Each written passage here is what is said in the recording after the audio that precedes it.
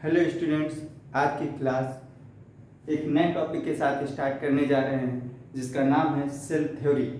आपको पिछले बार पढ़ाया था सेल के बारे में, कोशिका के बारे में, जिसमें ये बताया था कि कोशिका की खोज किसने की थी, कोशिका क्या है।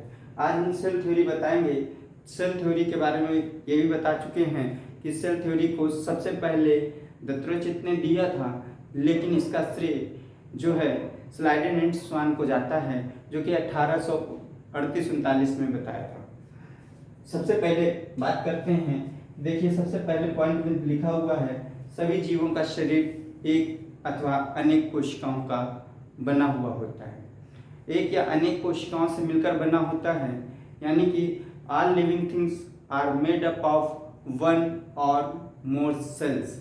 जैसे कि एग्जाम्पल में देखा जाए तो अमीबा है, पैरामीशियम है, यूग्लिना है, बैक्टीरिया है, ये सभी जो जीव हैं ये एक कोशिकीय हैं, एक कोशिकाओं का ही बना हुआ होता है। इस तरह से बहुकोशिकीय जीव तो बहुत सारे, जैसे हम लोग हैं या जो जिन्हें हम लोग देखते हैं, जीव जंतु हैं, पौधे हैं, ये सभी जीव जो हैं बहुकोशिकीय होते हैं, जिन्हें हम अपनी आंखों से साधारणतः देख लेते हैं। ये अनेक कोशिकाओं से मिलकर बना होता है।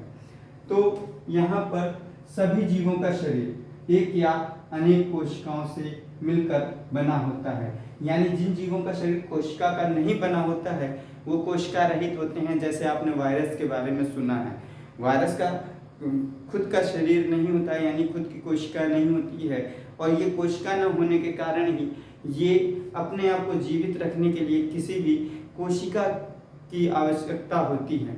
यानी उन्हें जीवित, अगर खुद को जीवित रखना है तो किसी न किसी कोशिका की आवश्यकता होगी, यानी किसी न किसी जीव की आवश्यकता जरूर होती है। तो ये क्या होता है कि कोशिकाओं में जीव द्रव्य पाया जाता है, और जीव द्रव्य के कारण ही कोशिकाएं जीवित होती हैं, और जो कोशिका रहित जीव होते हैं उनमें जीव द्रव्य नहीं पाया जाता है। तो सभी जीवों का शरीर एक अथवा अनेक कोशिकाओं से मिलकर बना होता है। इसके बाद दूसरा जो टॉपिक दूसरा देखा जाए तो कोशिका जीव के शरीर की संरचनात्मक एवं क्रियात्मक मूलभूत इकाई है। यानी कि जो जितने भी जीव हैं, ऑल लिविंग थिंग्स जो हैं, जितने भी जीव हैं, उसके शरीर की संरचनात्मक यानी structure and functional unit of जो लाइफ है वो सेल है। बिना सेल के कोई जीव न किसी शरीर का निर्माण हो सकता है और न ही कोई कार्य कर सकता है, क्योंकि हम आपको पहले भी बता चुके कि जो प्रोटोप्लाज्म है ये कोशिकाओं में पाया जाता है। कोशिकाओं में प्रोटोप्लाज्म यानी कि जीव द्रव्य पाया जाता है, जिसके कारण ये सभी क्रियाएं करती हैं, और संरचना का जो शरीर की संरचना का निर्माण है ये कोशिकाओं का ही बना होता है। अब एक बेसिक स्ट्रक्चर की बात करते हैं। यहाँ पर जैसे संरचनात्मक की बात कर रहे हैं, संरचना स्ट्रक्चरल की, तो जरा एक बार हम इस पे नजर डालते हैं। क्या होता है कि सभी जितने भी जीव हैं ये कोशिकाओं का ही बना होता है, और कोशिका जो है कोशिकाएं जब आपस में मिल जाती हैं तो क्या होता है, ऊतक का फॉर्मेशन होता है। यहाँ पर कि कोई भी जीव हो, चाहे जंतु हो, पौधा हो, ये कोशिकाओं के समूह से ही क्या होता है, ऊतक का निर्माण होता है। कोशिकाओं के समूह से ऊतक का निर्माण हो रहा है। यानी सेल है, जब सेल आपस में मिल जाती हैं तो एक group of cells is make tissue का फॉर्मेशन होता है, और जब ऊतक आपस में मिलते हैं तो ऊतक तंत्र या अंग का निर्माण होता है, अंगों का निर्माण होता है। अब ये अंग शरीर के देखा जाए तो पेड़ पौधों में भी विशेष जड़, तना, पत्तियां होती हैं, ये भी अंग ही हैं। और अंग जो है मनुष्य में भी या किसी भी जंतु में होता है। जैसे हम देखते हैं बाहर से तो आँख का नाक होता है, अंदर से देखें तो आमाशय है, यकृत है, आपके आमाशय है, यकृत है, और आंत है यानी इंटेस्टाइन है। ये सभी चीज़ें जो हैं ये अंग ही है।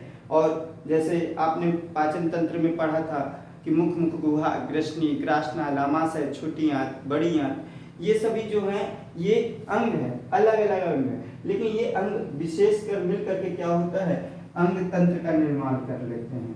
यानी कि यहाँ पर पाचन तंत्र हो गया, श्वसन तंत्र हो गया, ये सभी अंग तंत्र होते हैं, और यही अंग तंत्र मिल करके क्या होता है, शरीर का निर्माण करते हैं। यानी एक बॉडी के निर्माण में एक शरीर जो बनता है उसमें सबसे जो बेसिक यूनिट है वो कोशिका है।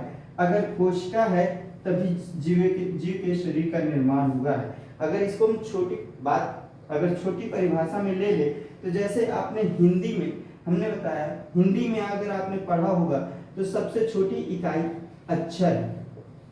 अक्षर जब आपस में यानी कि वर्ण या अक्षर ये जब आपस में मिलते हैं तो क्या होता है, अक्षर जब आपस में मिलता है तो शब्दों का निर्माण होता है, शब्द बनते हैं।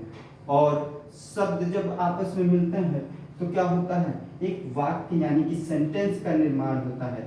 और यही वाक्य जो है ये मतलब वाक्य जब आप बनता है तो ये पैराग्राफ बन जाता है। और यही पैराग्राफ जो है एक लेसन का निर्माण कर लेते हैं। और लेसन किसी न किसी भाषा में होती है। यानी किसी भी भाषा की सबसे छोटी इकाई जिस तरह से अक्षर है, लेटर है, वर्ण है, सेम उसी तरह से शरीर की जो संरचनात्मक इकाई जो है वो कोशिका है। शरीर का निर्माण जो होता है यानी जितने भी जटिल शरीर संरचना वाले जीव होते हैं उन सभी जीवों का शरीर जो है वो कोशिकाओं का ही बना है। और जो निम्न कोटि के सरल शरीर संरचना वाले होते हैं वो भी कोशिकाओं के ही बने होते हैं। अब ये भी है कि कुछ ऐसे भी जीव होते हैं जिनका शरीर एक कोशिका का बना होता है, लेकिन बिना कोशिका के शरीर का निर्माण नहीं हो सकता है।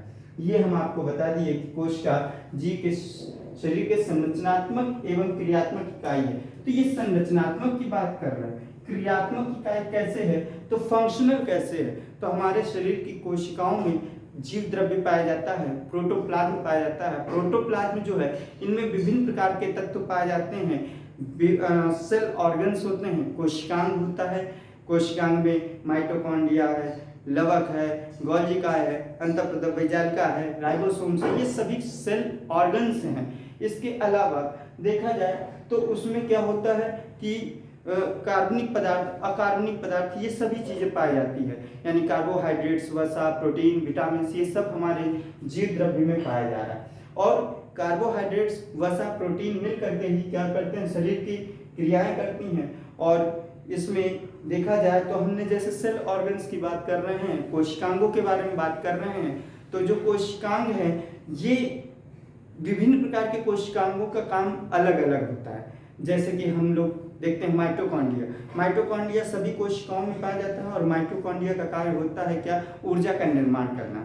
जैसे पेड़ पौधों में लवक पाए जाते हैं, लवक भी अलग अलग प्रकार के होते हैं, लेकिन हर लवक का काम होता है सूर्य के प्रकाश की उपस्थिति में अपना भोजन का निर्माण करना। इस तरह से जितने भी सेल ऑर्गन्स होते हैं उनका एक विशेष कार्य होता है। और इसी के कारण क्या कहा जाता है कि कोशिका जीव के शरीर की संरचनात्मक एवं क्रियात्मक इकाई है। तो the structure and functional unit of life क्या है, सेल। अब बात करते हैं कि जितने भी जीव हैं ये सभी, इनका जो शरीर कोशिकाओं का बना होता है तो सभी कोशिकाएं पूर्ववर्ती जीवित कोशिकाओं से बनती है। यानी कि जितने भी all cells are made of क्या होता है, प्री एग्जिस्टिंग सेल। यानी कि जितनी भी न्यू सेल्स है, ऑल जो लिविंग सेल्स होती हैं वो प्री एग्जिस्टिंग सेल्स यानी कि पूर्ववर्ती जीवित कोशिकाओं से मिलकर बनी होती हैं। यानी कि जितनी भी जीवित कोशिकाएं हैं उनमें सेल डिवीजन होता है, कोशिका का विभाजन होता है। अब ये कोशिका का विभाजन क्या है ये नेक्स्ट टॉपिक में पढ़ाएंगे। तो कोशिका का विभाजन वैसे होता क्या है कि जब एक कोशिकाओं से दो कोशिका बनी, 2 से 4, 4 से 8, यानी कि वन मदर सेल से 2 डॉटर सेल्स का निर्माण होना। या वन मदर सेल से कभी कभी किसमें शुक्राणु अंडाणु में जो होता है वो एक वन मदर सेल से 4 डॉटर सेल्स का निर्माण होता है। ये होता है सेल डिवीजन। तो सेल डिवीजन जो है जिसके माध्यम से क्या होता है कि जीव के संख्या में यानी कोशिकाओं में वृद्धि होती है। ये सभी क्या होती हैं कि जितनी भी कोशिकाएं हैं वो पूर्ववर्ती जीवित कोशिकाओं से बनती है। आपको हमने बताया था कि रॉबर्ट हुक ने सबसे पहले कोशिका की खोज की थी और वो कोशिका जो थी जीवित नहीं थी, डेड थी। यानी कि वो डेड कोशिकाएं थी, केवल कोशियल वॉल दिखाई दिया था, लेकिन उससे नई कोशिकाएं नहीं बनी क्योंकि वो डेड हो चुकी थी। लेकिन जितनी भी जीवित कोशिकाएं हैं उससे नई कोशिकाओं का निर्माण होता है। आज के लिए इतना ही, नेक्स्ट टॉपिक में आपसे फिर मिलेंगे और उसमें हम बताएंगे कि जो सेल्स होती हैं उसके प्रकार कितने होते हैं, यानी कोशिकाओं के प्रकार क्या है, प्रोकैरियोटिक एंड यूकैरियोटिक सेल्स क्या हैं, और अन्य चीज़ें बताएंगे। तब तक के लिए धन्यवाद। जय हिंद माय डियर स्टूडेंट्स।